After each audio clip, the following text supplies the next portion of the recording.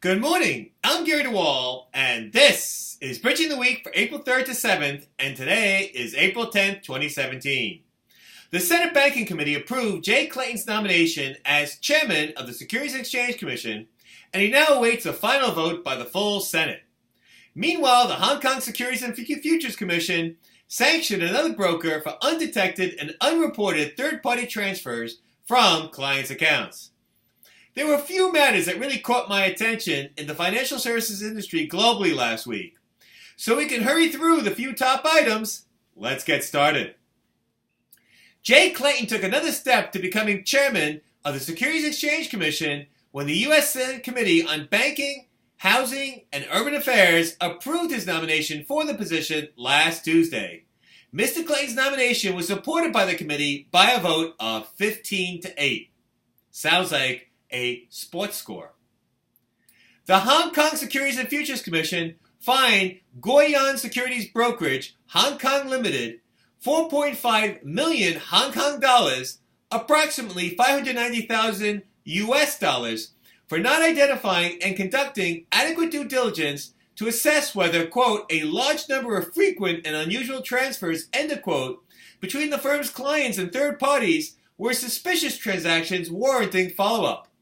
Among other things noted at SFC were instances where money from third parties were wired into clients' accounts, followed by a wire out of the account in an almost an equivalent amount to other third parties. SFC has recently sanctioned a number of brokers for not detecting and reporting third-party fund transfers.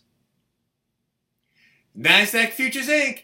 issued a revised futures regulatory alert reminding participants of the requirement to maintain or cause to be maintained and an audit trail for all orders entered into the exchange's trading system that contain certain required elements. Participants must produce such audit trails upon request by the exchange or the National Futures Association that provides regulatory services for the exchange.